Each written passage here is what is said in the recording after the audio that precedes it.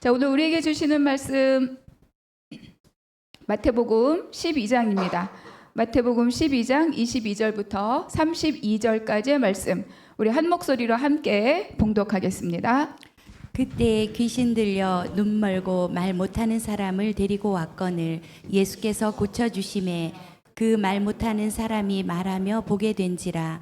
무리가 다 놀라 이르되 이는 다윗의 자손이 아니냐 하니, 바리새인들은 듣고 이르되 이가 귀신의 왕 바알세불을 힘입지 않고는 귀신을 쫓아내지 못하느니라 하거늘, 예수께서 그들의 생각을 아시고 이르시되 스스로 분쟁하는 나라마다 황폐해질 것이요 스스로 분쟁하는 동네나 집마다 서지 못하리라.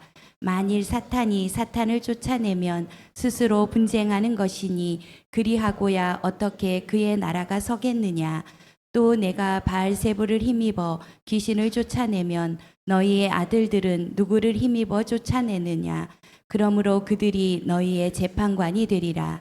그러나 내가 하나님의 성령을 힘입어 귀신을 쫓아내는 것이면 하나님의 나라가 이미 너희에게 임하였느니라. 사람이 먼저 강한 자를 결박하지 않고서야 어떻게 그 강한 자의 집에 들어가 그 세간을 강탈하겠느냐. 결박한 후에야 그 집을 강탈하리라. 나와 함께 아니하는 자는 나를 반대하는 자요 나와 함께 모으지 아니하는 자는 해치는 자니라. 그러므로 내가 너희에게 이르노니 사람에 대한 모든 죄와 모독은 사하심을 얻되 성령을 모독하는 것은 사하심을 얻지 못하겠고, 또 누구든지 말로 인자를 거역하면 사하심을 얻되 누구든지 말로 성령을 거역하면 이 세상과 오는 세상에서도 사하심을 얻지 못하리라. 아멘. 예수 그리스도가 이 땅에 오셨다라고 하는 것은 하나님의 나라가 이 땅에 오셨다와 동일한 말씀입니다.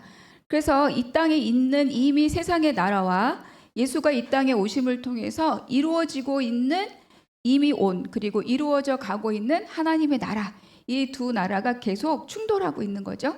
그래서 지난 시간에 우리가 나눴던 말씀이 무엇입니까? 바로 안식일. 그래서 안식일로 기존에 있던 안식일을 법으로 지키는 자들과 안식일이 무엇이냐? 참 안식일에 대해서 예수님이 말씀하고 있는 거죠. 그래서 안식일에 대하여 진정한 안식일의 의미를 예수님이 다시 한번 말씀해 주셨습니다. 그러니까 하나님께서 지키라고 명령하신 안식일의 첫 번째 의미는 뭡니까? 하나님으로 충만히 채워지는 것이죠. 그래서 내가 충만히 채워져서 나의 안에 있는 모든 이 충만히 흘러가서 나와 함께 거하는, 내 집안에 함께 머무는 모든 아들이나 딸이나 남종이나 여종이나 심지어 잠깐 머물다 가는 객이라도, 심지어 내가 기르는 짐승에게 조차라도 동일한 하나님의 복이 흘러가도록 하는 것이 바로 이 안식일의 의미이다. 근데 내가 빡빡하면 그 복이 흘러갈 수가 없잖아요. 흘려보내고 내가 충만해지고 내가 흘려보내는 것이다. 그래서 우리는 예배함이 너무 중요해요. 우리는 이 예배 속에서 하나님의 것으로 채워지고 하나님의 말씀으로 채워지고 하나님의 것으로 나의 삶이 해석될 때, 그때 우리는 흘려보내고 또 동일한 하나님을 나눠줄 수 있는 거죠. 내 안에 가득한 다른 것들이 있다면 우리는 이것을 주변에 흘려보낼 수 없다.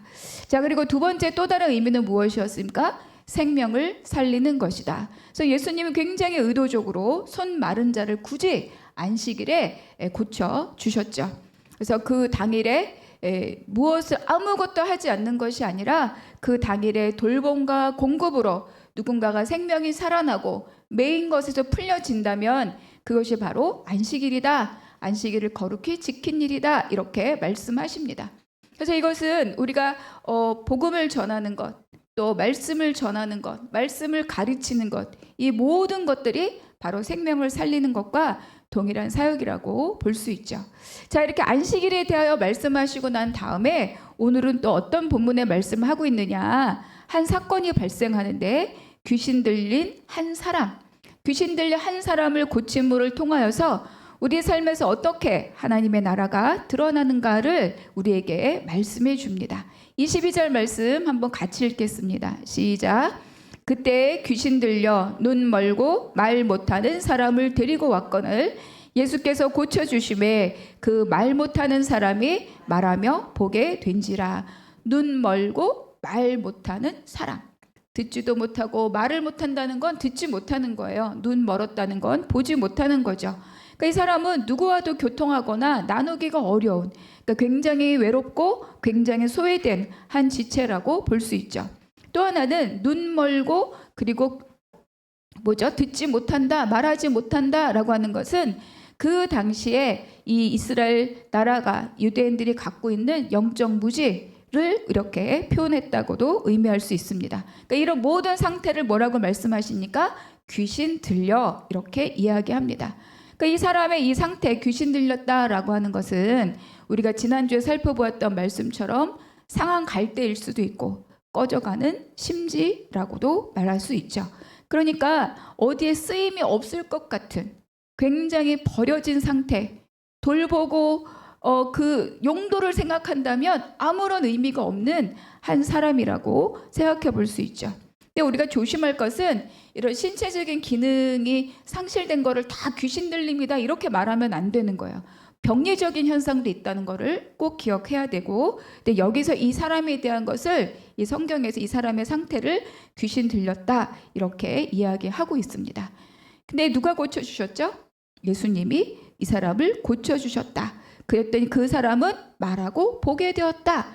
굉장히 짧은 한 문장이에요. 귀신 들린 자가 있고 예수님이 고쳤고 보게 되었다, 말하게 되었다. 근데 이 일에 대해서 두 가지 반응이 있습니다. 23절과 24절에 보니까 노란 글씨 한번 같이 읽어볼까요? 시작. 다윗의 자손이 아니냐. 또 귀신의 왕 바알세불을 힘입지 않고는 귀신을 쫓아내지 못하느니라. 그러니까 무리들 막 지금 몰려다니고 있는 무리들은 이 상황을 딱 보고 이 사람이 다윗의 자손이 아니냐 이렇게 반응을 합니다. 그러니까 이들은 지금 뭐예요? 자기네가 꾸준하게 지금까지 들어왔던 모든 것을 통해서 이런 일을 행할 사람은 오직 다윗의 자손으로 오시는 메시아밖에 없다. 이거를 지금 보게 된 거죠. 그래서 그들은 메시아를 올 때까지 기다리고 있었고 혹시 이가 그인가 이렇게 깜짝 놀라 반응합니다.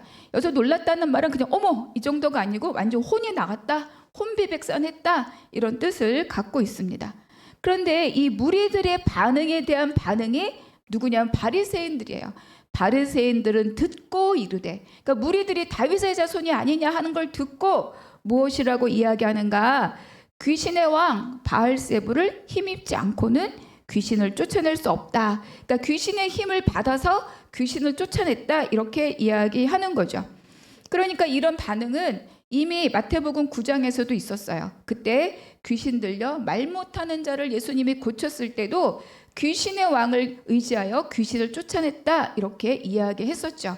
그러니까 이들은 지금 고쳐졌다, 눈먼 자가 보게 되고 말 못한 자가 말하겠다고 하는 이 사실 자체는 부정할 수가 없어요.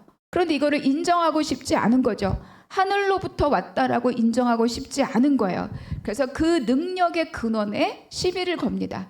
그 능력의 근원을 문제 삼고자 바알세불을 힘입었다 이렇게 자기들의 논리를 주장하고 말았습니다. 그런데 신기한 거는 9장에서는 귀신의 왕을 의지하였다라고 했어도 예수님 아무런 반응도 하지 않으셨어요. 그런데 여기에서는 이들의 말에 대해서 예수님이 무엇이라고 대답하느냐? 나라라는 개념으로 응답을 합니다. 왜 나라라는 개념으로 응답하실까? 왜 나라가 이렇게 중요할까? 여러분 우리가 사회 시간에도 배웠죠? 나라를 구성하는 세 가지 요소가 있어요. 첫 번째가 무엇입니까? 영토가 있어야 되고, 두 번째는 백성도 있어야 되고, 그리고 또 뭐예요? 주권이 있어야 돼요. 그런데 영토도 있고 백성도 있지만 주권을 상실하면 나라가 됩니까? 안 됩니까? 안 되는 거죠. 그러니까 예수님 지금 주권, 귀신 들린 이 사람에 대해서 또 다른 주권이 있다는 것을 이야기하기 위해서 하나님이 통치자이신 하나님의 나라를 말씀하고자 귀신 들련 바알세불을 힘입었다라는 이 말에 나라의 개념으로 응답하고 있는 거죠. 무엇을 힘입었는가라고 하는 것은 무엇의 지배를 받고 있는가, 어떤 세력의 통치를 받고 있는 것과 같이 맞물려 있는 말씀입니다. 그러니까 이 한 사람이 나았다, 회복되었다라고 하는 것은 원인이 제거되었다는 뜻이죠. 원인이 무엇이었습니까? 귀신 들렸다. 그러니까 이 사람이 나았다라고 하는 것은 귀신이 쫓겨났다라는 것. 그러니까 귀신의 나라에 대해서 지금 예수님이 말씀하고 있습니다. 그래서 첫 번째 우리 예수님 무엇이라고 말씀하고 있는가? 스스로 분쟁하는 나라다 이렇게 말씀하는 거죠. 25절과 26절 한번 같이 읽겠습니다. 시작. 예수께서 그들의 생각을 아시고 이르시되 스스로 분쟁하는 나라마다 황폐하여질 것이요 스스로 분쟁하는 동네나 집마다 서지 못하리라. 만일 사탄이 사탄을 쫓아내면 스스로 분쟁하는 것이니 그리하고야 어떻게 그의 나라가 서겠느냐.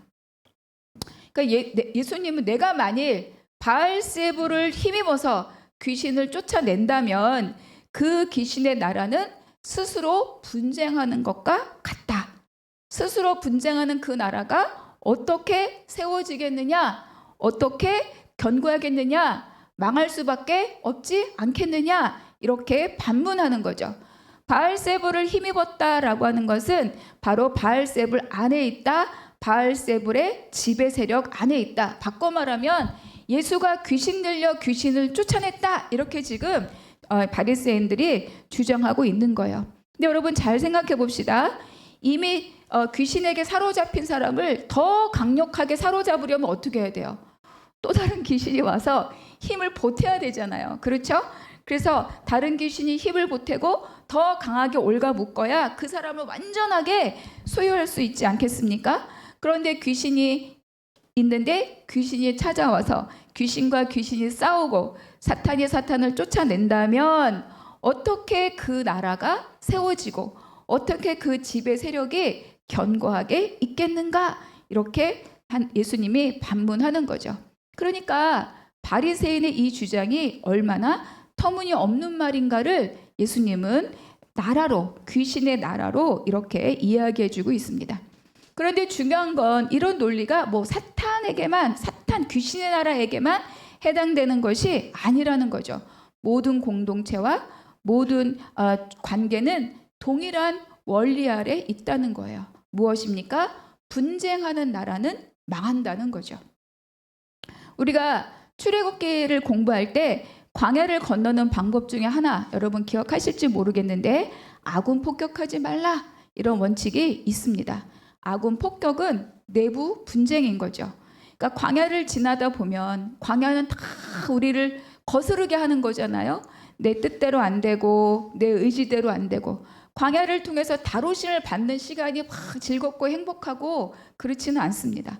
그러니까 광야는 내 뜻이 무너지고 내 기대가 무너지고 내가 원하는 대로 되지 않는 것이 당연하기 때문에 그거를 감당하는 시간들이 얼마나 화가 나고 또 원망이 쌓이기도 하겠습니까? 그럴 때 많은 경우 이 어려움의 원인을 내가 아닌 다른 사람을 향하여 돌리는 경우가 많이 있죠.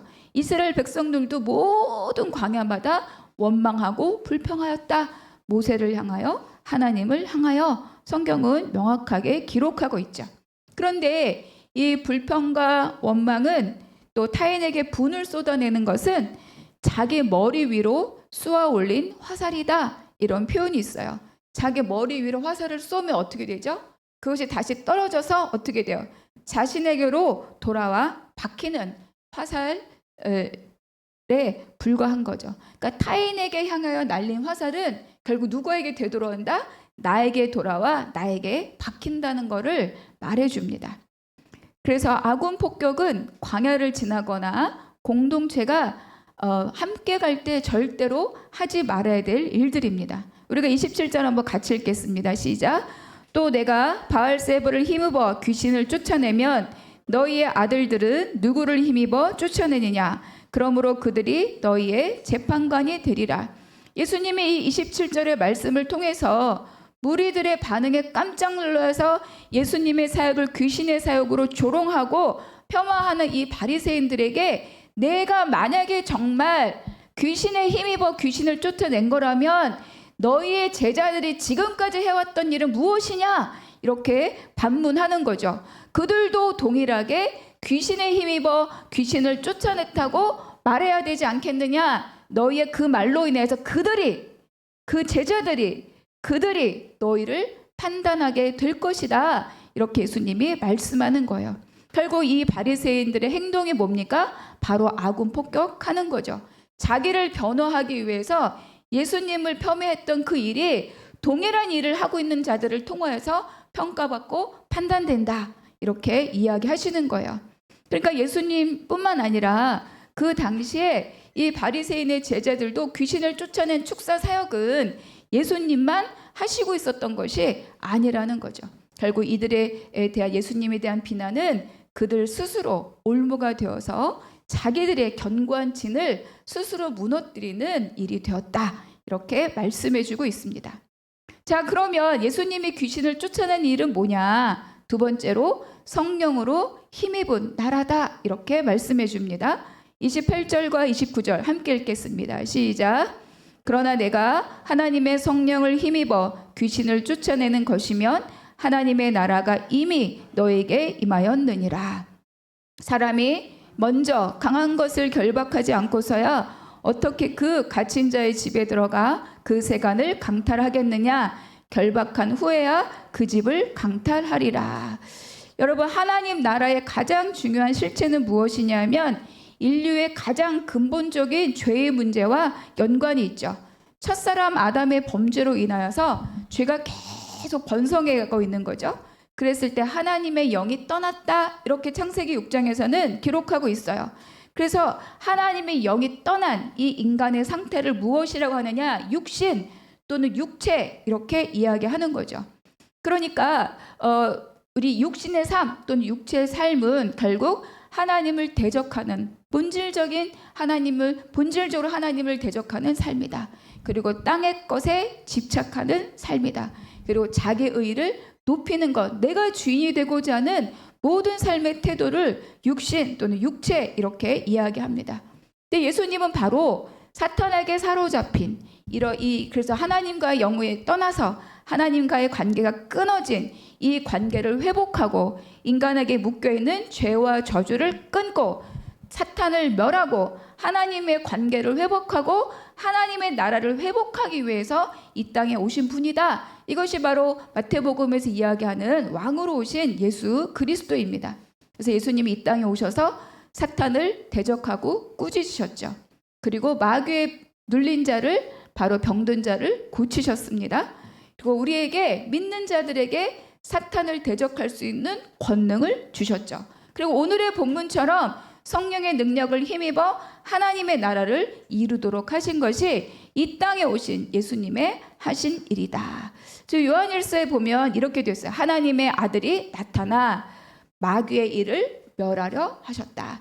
그러니까 예수 그리스도가 이 땅에 오신 것은 마귀의 모든 일들을 멸하러 오신 것이 바로 예수의 사역이다. 그러니까 오늘 이 병을 고친 것도 뭐예요? 마귀의 일을 멸하신 예수님의 사역이었다. 이렇게 말씀하고 있는 겁니다. 결국 귀신 들린 이 사람은 강한 자에게 결박되어 있었죠. 자기보다 강한 자, 공중 권세 잡은 자. 그런데 성령의 역사하심을 통해서 이 땅에 오신 예수님으로 인하여서 그 결박이 어때요? 끊어진 거죠. 그 결박을 끊고 다시 말하면 마귀의 일을 멸하고 하나님의 통치 아래로 회복되어 들어온 자가 바로 이 한 사람입니다. 결국은 예수님의 사역은 귀신을 힘입어 귀신을 쫓아낸 것이 아니라는 거예요. 결국 하나님의 능력의 결과이고 이 사람을 주인으로 이 사람을 종으로 삼고 스스로 주인 노릇하던 그 주인 사탄이 멸하고 주인이 바뀌었다. 통치권이 바뀌었다. 그랬기 때문에 이 사람에게 뭐가 임했다? 하나님의 나라가 임했다. 이렇게 말씀하고 있는 거죠. 여러분, 우리가 예수를 믿는다고 하는 것은 주인이 바뀌었다는 것을 말합니다. 내가 주인이 아닙니다. 또 나를 사로잡고 있는 세상의 가치들이 주인이 아니라 오직 예수 그리스도를 내가 주인으로 섬기는 그 순간 나에게 뭐가 임한다? 하나님의 나라가 임한다. 이렇게 말씀해주고 있는 거죠. 그래서 사탄으로 사탄을 이긴 것이 아니라 사탄의 세력에 대한 하나님의 성령의 능력의 승리다. 이렇게 예수님이 말씀해주고 있습니다. 그런데 강한 자를 결박해야 된다. 이렇게 말씀하시죠. 그렇다면 우리가 결박해야 될 것들은 무엇이 있는가? 우리가 또 살펴봐야 됩니다. 근데 우리가 여기서 귀신 들려서 막 그 귀신 들림의 현상으로 뭐 어떤 현상을 우리가 지금 경험하고 있는 건 아니잖아요. 그럼에도 불구하고 귀신을 내어 쫓고 하나님 나라를 살려면 우리 삶의 자리에 있는 강한 것을 우리도 결박해야 된다. 이렇게 이야기합니다. 그럼 우리에게 있는 강한 것, 우리가 결박해야 될 것들이 무엇이냐? 가장 중요한 것은 하나님 아는 것을 대적하여 높아진 것들입니다. 하나님 아는 것을 대적하여 높아진 것들. 고린도후서 10장의 말씀 우리가 한번 같이 읽겠습니다. 시작.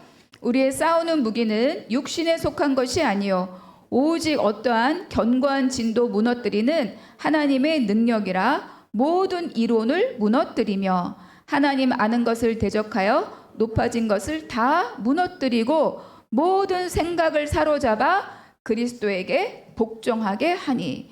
여기에 보니까 우리의 싸우는 무기는 육신이 아니라는 거예요. 내 의지로 싸우는 게 아니라는 거죠. 하나님의 능력으로 싸워야 된다. 그런데 그 능력으로 싸울 때 뭐가 무너진다? 모든 이론이 무너진다. 그 또 뭐가 무너집니까? 모든 생각을 사로잡아 그리스도에게 복종하게 한다. 이것이 우리가 싸워야 될, 결박해야 될 대상이라고 우리에게 말씀해 줍니다. 그러니까 높아진 하나님의 아는 것을 대적하여 높아진 모든 것은 뭘로? 생각으로, 이론으로 우리를 지배한다고 우리에게 말씀해 주죠.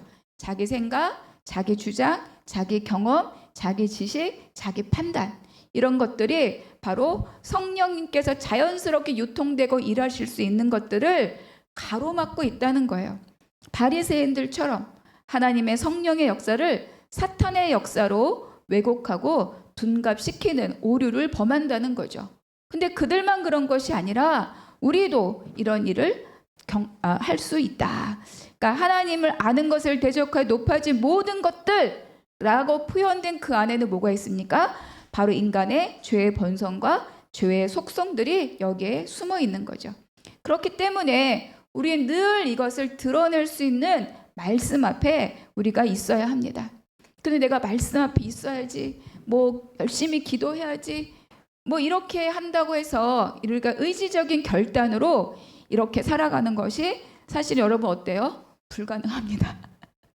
해야지 이런 걸로 그게 끝까지 유지되기가 어려워요. 왜냐하면 이것은 싸움인데 어떤 싸움입니까? 질서의 싸움이고 또 통치권의 싸움이고 또 어때요? 영적인 싸움이기 때문입니다. 그러니까 영적인 싸움을 우리가 싸우는 가장 중요한 방법은 뭐냐? 우리가 오직 성령의 능력, 하나님의 능력을 의지하는 것밖에 없다. 아까 4절에 있는 말씀처럼 우리가 육신의 무기로는 싸울 수 없다. 오직 하나님의 능력으로 싸운다. 이렇게 말씀하고 계시죠. 여러분, 성령은 어디에 계십니까? 성령은 내 안에 있습니다. 예수를 주로 고백하는 자에게는 성령이 있다고 분명하게 말씀하고 계셔요. 그런데 중요한 건 무엇입니까? 성령이 자유롭게 활동하시고 성령이 자유롭게 운행하시도록 우리가 기도하고 나의 모든 생각과 이론을 주께 맡겨야 되는 거죠. 그래야 성령님이 유통하시고 흘러가시고 활동하시면서 하나님의 일을 하실 수가 있습니다. 내 고집은 성령이 자유롭게 역사하시도록 하지 못하는 장애물의 역할을 하는 거죠. 그래서 예수님이 이렇게 말씀하셔요. 하나님의 성령을 힘입어 이 한 사람, 또 모든 예수님을 찾은 약한 자들에게 하나님의 나라가 임한다라고 하는 것을 알려주는 거죠. 그래서 그가 회복됨은 그의 주인이 바뀌었다는 것이고 그에게 무엇이 임했다? 하나님의 나라가 이미 임했다. 여러분, 우리가 우리의 삶을 주님께 맡기는 그 순간부터 다 뭐예요? 하나님의 나라가 이미 임했다. 30절 함께 읽겠습니다. 시작. 나와 함께 아니하는 자는 나를 반대하는 자요 나와 함께 모으지 아니하는 자는 해치는 자니라. 예수님은 영적인 세계에 대해서는 아주 명확하고 단호하게 말씀하는 거예요. 영적 세계에 중간지대는 없다는 겁니다. 내가 하나님 나라의 질서에 있다면 세상 질서에 없다는 뜻이고, 내가 세상 질서에 있다면 하나님의 질서에 어때요? 없다는 거예요. 적절한 범위 안에 이것도 취하고 저것도 취하고 그런 일은 없다. 예수님 앞에, 하나님 앞에 아니면 아니요 밖에 없다라고 아주 단호하게 말씀하는 거죠. 적절하게 교회의 삶도 누리고 세상의 삶도 누리는 그런 것은 없다. 결국은 우리가 사람을 용서하고 사랑하고 이런 건 다 해당되지만 결정적인 순간에 어느 것이냐, 하나님 편에 있느냐를 질문할 때는 하나님 편에 정확하게 있는 것 이외에는 다른 길이 없다. 이것이 바로 우리가 성령을 힘입어 싸워야 되는 이유이기도 한 거죠. 그렇다면 우리가 일상에서 어떻게 하나님 나라를 살아야 되는가를 우리에게 말씀해 줍니다. 우리가 갈라디아서 5장에 보면 육체의 소욕과 성령의 소욕은 서로 거스리고 대적한다 이렇게 말씀하고 있어요. 우리가 질서를 동시에 살 수 없는 것처럼 육체의 일과 성령의 일은 함께 갈 수 없다는 거예요. 또 로마서 8장에서는 육신의 생각은 사망이요 성령의 생각은 생명과 평안이다. 그러니까 절대로 육신, 육체와 성령의 역사는 같이 갈 수 없다라고 반복해서 우리에게 이야기해 주시는 거죠. 그렇다면 우리가 성령에게 맡기고 성령을 따르는 삶을 살 때 우리에게 어떤 은혜가 주어지느냐? 세 가지의 은혜를 우리에게 허락하십니다. 첫 번째는 뭐냐 하면 포커싱입니다. 우리가 내 삶을 성령께 맡길 때 어떻게 돼요? 성령의 은혜에 사로잡혔을 때 오직 누구에게만? 하나님께만 집중할 수 있는 거죠. 다른 소리, 다른 주장, 다른 이론, 다른 생각, 그것들이 나를 헤집을 수 없다는 거예요. 그러면 우리가 포커싱 한다는 것은 나의 생각으로부터 벗어나는 거죠. 주변의 소리로부터 벗어나는 거고 결국 그 가운데서 하나님의 뜻과 계획을 발견하게 되는 거예요. 그래서 하나님의 나를 향한 계획을 갖고 계시구나. 하나님 우리 공동체를 향한 계획을 갖고 계시구나. 하나님이 우리를 향한 섭리를 운행하고 계시구나를 우리가 어때요? 아는 거죠.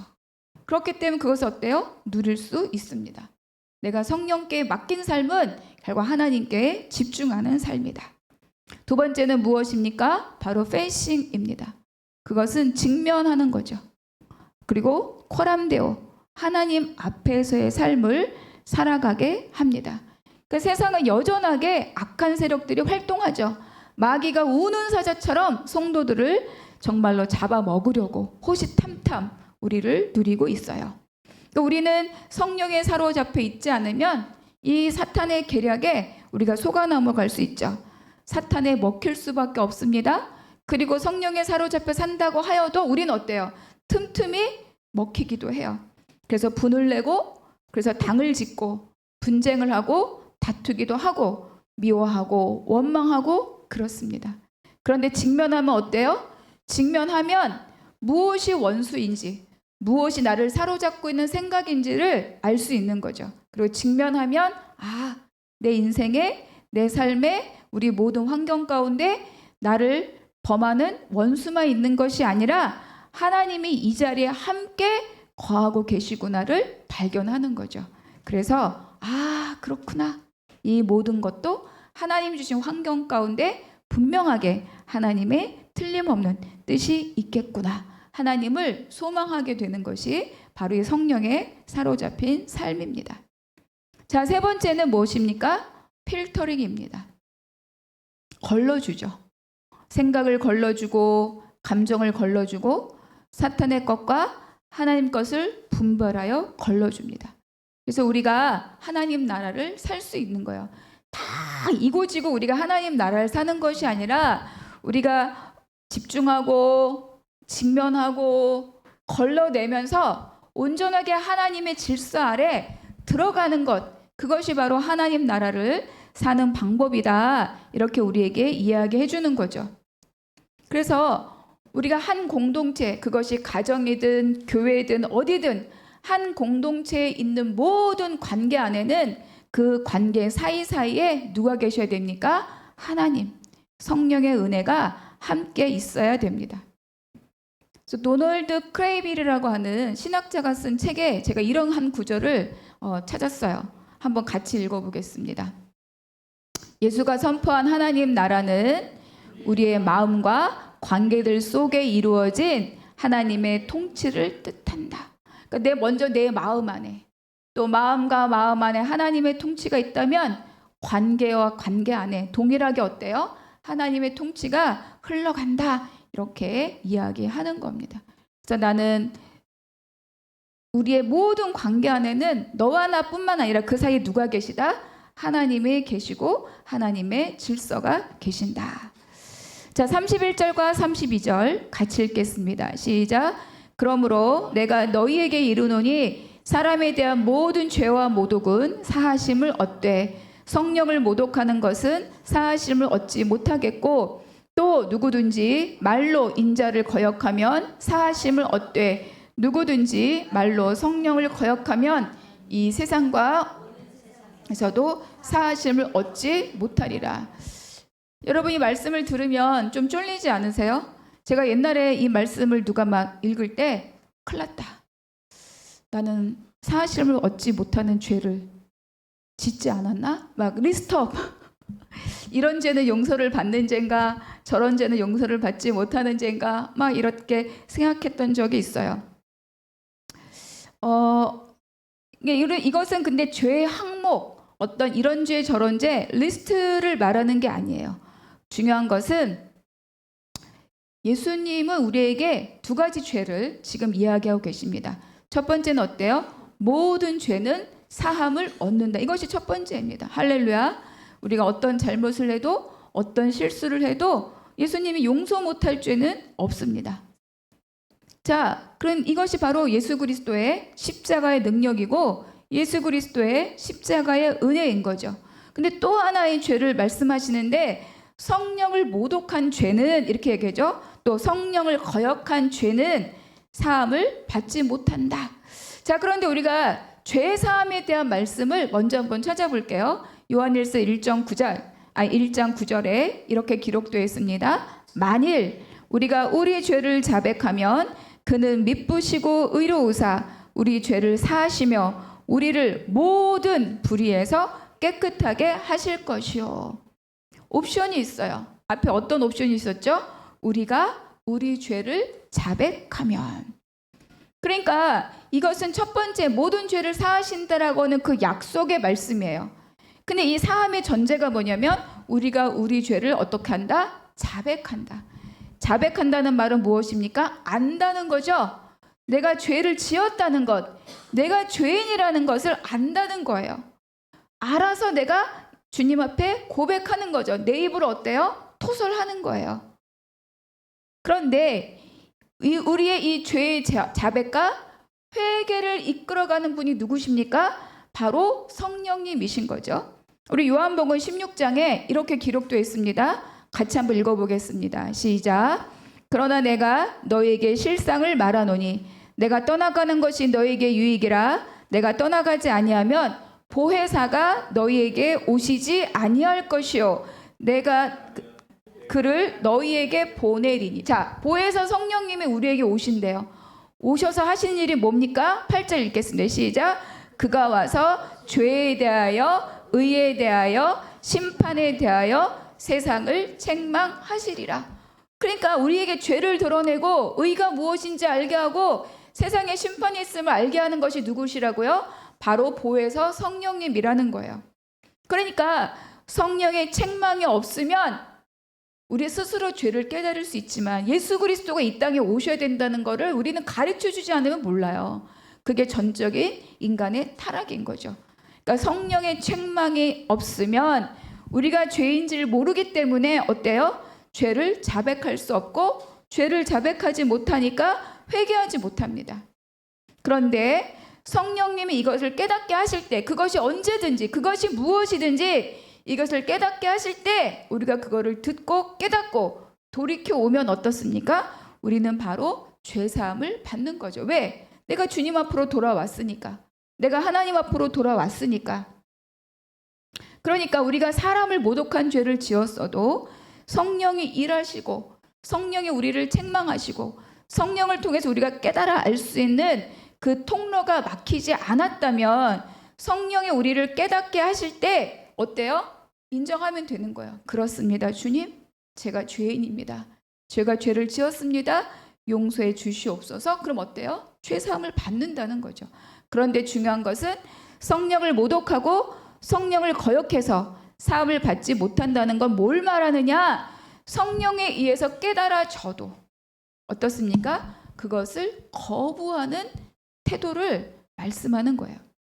성령에 의해서 나에게 복음이 와도 의지적으로 거절합니다. 그런 거 필요 없어요. 또 성령을 통해서 나에게 어떤 생각들에 대해서 책망이 와도 내가 그것을 수용하지 않고 어때요? 의지를 갖고 지속적으로 그것을 내가 거부하는 그런 태도를 여기에서 이야기하고 있습니다. 절대로 하지 않겠다, 절대로 따르지 않겠다, 절대로 듣지 않겠다, 이렇게 고집을 갖고 있는 거죠. 그러니까 이것은 어떤 한 번의 태도가 아니라 이것이 어때요?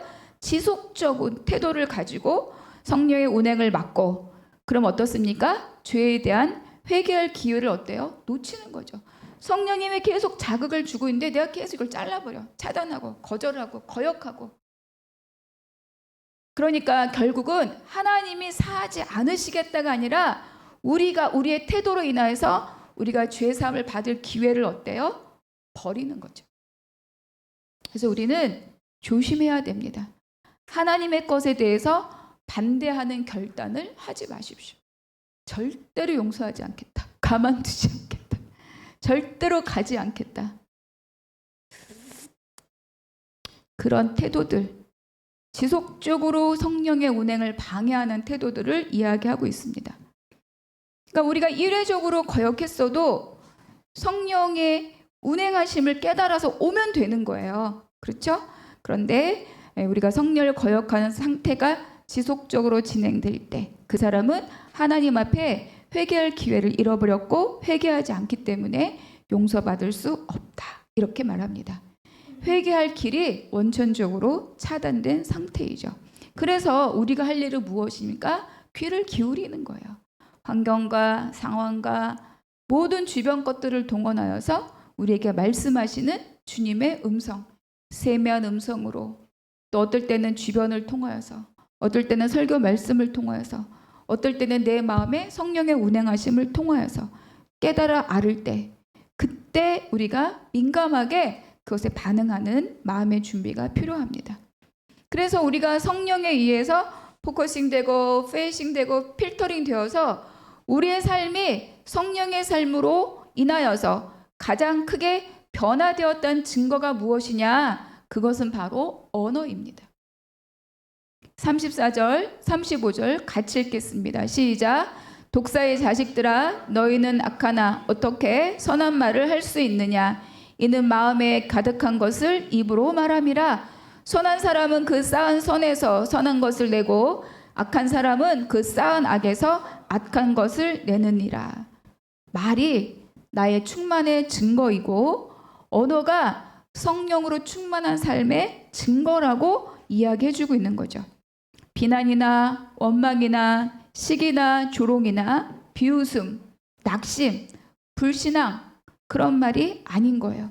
환경에 집중하지 않고 일을 행하시는 하나님께 집중하며 소망의 언어가 가득 차 있다면 바로 그것이 강한 자를 결박하고 하나님 나라를 살고 있는 바로 그 삶의 증거다. 이렇게 우리에게 말씀해 줍니다.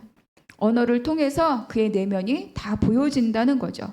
36절과 37절 같이 읽겠습니다. 시작. 내가 너희에게 이르노니 사람이 무슨 무익한 말을 하든지 심판날에 대하여 신문을 받으리니 내 말로 의롭담을 받고 내 말로 정죄함을 받으리라. 그 입에서 나온 것이 그 내면에 있는 것들이기 때문에 마지막 때 그 말로 네가 심판이냐 아니면 의롭담을 얻느냐 아니면 정죄함을 얻느냐, 아주 무서운 경고를 우리에게 하고 있습니다. 여러분, 감사의 언어가 넘칠 때 나와 주변을 하나님 나라로 만들 수 있습니다. 소망의 언어가 가득 찰 때 하나님의 약속이 지금 내 눈에 물건처럼 보이지는 않지만 내 속에서 이루어지고 흘러가고 성취되고 있다는 것을 알고 그것을 어때요? 누릴 수 있다고 우리에게 말씀해 줍니다. 그리고 선포의 언어가 가득할 때 사탄은 우리를 비집고 들어올 틈이 없어요. 선포의 언어는 강한 성벽을 쌓는 것과 같습니다. 선포의 언어는 우리가 선포함을 통하여서 우리가 갖고 있는 모든 삶의 자리에 하나님의 약속을 뿌리는 거예요. 그래서 그 약속에 뿌려진 말씀들은 우리의 기도를 통하여 또 우리의 예배를 통하여 모든 것들을 통해서 먹고 마구 성장하게 되고 결국 우리 모든 삶의 영역을 약속으로 가득 채우게 될 것입니다. 그러니까 이것은 무모한 긍정주의가 아니에요. 이것은 모두 우리의 모든 질고를 지고 가신 십자가로 증명된 하나님의 약속입니다. 사랑하는 성도 여러분, 바로 이것으로 우리 모든 삶의 자리가 하나님의 나라로 확정되기를 축복합니다. 여러분이 시간을 주셔서 제가 며칠을 이제 수도원에 갔다 왔잖아요. 가서 이렇게 며칠 지내다 보니까 좀 여러 가지 제 안에 많은 그런 생각들이 좀 있었어요. 막 여기가 뭔가 이렇게 뭉글뭉글하고 뭔지는 알 수 없는. 그래서 저는 이런 질문이 좀 있었죠. 나 이렇게 지칠까? 나 왜 이렇게 힘들까? 뭐 한 게 뭐 있다고? 뭐 6년을 한 것도 아니고 이 짧은 시간 안에 나 왜 이렇게 하루가 고단했을까? 막 이런 생각들을 해보게 됐죠. 가만히 생각해 보니까 제가 놓친 것이 하나 있더라고요. 그건 무엇이었냐면 내 안에 감사의 언어가 없었다라는 거죠. 감사보다는 생각으로 가득했고 소망의 언어보다는 평가의 언어가 가득하고 선포보다는 부족함에 대한 아쉬움이 가득했던 나의 생각과 나의 언어들을 발견하게 되는 거죠. 거기 가니까 이렇게 동으로 이렇게 조각한 목자상이 이렇게 있어요. 그러니까 예수님이 이렇게 돌바위 이렇게 앉아 있고 그 주변에 양 11마리가 동으로 이렇게 조각이 되어 있습니다. 근데 그 앞에 이렇게 홈이 있어요. 그 홈은 뭐냐면 내가 12번째 양인 거죠. 그래서 그 앞에 이렇게 무릎을 꿇게 홈이 패져 있어요. 근데 여기를 안내해 주시던 한 권사님이 목사님 여기 한번 앉아서 잠시 기도하세요. 굉장히 좋아요 이러는 거예요. 그래서 거기에 이렇게 무릎을 꿇고 이렇게 엎드렸는데 내 마음에 너무 많은 그런 어떤 이런 아까 말씀드린 그런 막 감정과 생각들과 막 그런 것들이 확 이만큼 올라오는 거예요. 그래서 이러고 있다가 눈을 딱 들었는데 세상에 예수님의 조각상과 정확하게 눈이 딱 마주치는 거야. 그 각도를 그렇게 조각을 했겠죠. 그런데 그 예수님을 딱 마주치는 순간 제가 무슨 생각이 들었느냐. 나도 예수님의 양인데 나는 내가 목자인 것처럼 내가 막 그렇게 내 힘으로 살고자 한 것은 아니었는가. 막 그런 생각이 들었죠. 근데 거기 같이 있던 다른 교회에서 오신 목사님 한 분이 계셨는데 그분은 그러더라고요. 자기는 여기서 무릎 꿇고 예수님과 눈이 딱 마주치는 순간 그렇게 대성통각을 했다 말씀을 하십니다. 그러니까 우리가 내 안에 무엇이 들어있는가가 결국 지금의 나를 말씀해 주는 거죠. 그래서 네 속에 들은 것을 말함이라. 우리의 감사의 언어, 소망의 언어, 선포 언어가 가득하다는 것은 내 안에 누가 있다? 성령님이 계시고 성령님의 운행하심이 있고 그리고 내 안에 이미 하나님의 나라가 임했다. 이거를 우리에게 증명해 주는 거죠. 그러니까 내 안에 무엇이 있는가를 살펴본다면 내가 지금 어느 질서를 살고 있는가를 우리에게 말씀해 주고 있습니다. 사랑하는 우리 성도님 여러분, 저에게 시간을 주셔서 너무 감사하고 또 우리가 서로 아군 폭격하는 자들이 아니라 서로가 서로를 감사의 언어로 지지하고 격려하고 작지만 강하고 그걸 통해 커져도 여전히 강한 작지만 단단하고 커져도 여전히 단단한 그런 공동체로 세워져 가고 빌드업 되기를 소망합니다. 그래서 언어로 값을 치른다고 했으니까 우리는 그 언어 안에 감사와 소망과 선포가 가득 차서 늘 오늘을 마지막 날처럼 하나님 나라를 살아가는 우리 모두가 되시기를 주님의 이름으로 축복합니다. 기도하겠습니다. 하나님 감사합니다. 아버지 우리가 하나님 나라를 산다는 것이 대단하게 외부적인 일을 하는 것이 아니라 사역을 하는 것이 아니라 내 안에 성령이 가득하고 성령을 통해서 운행되는 그 삶 안에 거하는 것임을 깨닫게 해주셔서 감사합니다. 그 증거를 통하여 우리가 함께 나누는 언어가 감사의 언어요, 소망의 언어요, 선포의 언어가 되도록 이끄시고 역사하여 주시옵소서. 모든 것 감사하고 우리 주 예수 그리스도의 이름으로 기도하옵나이다. 아멘.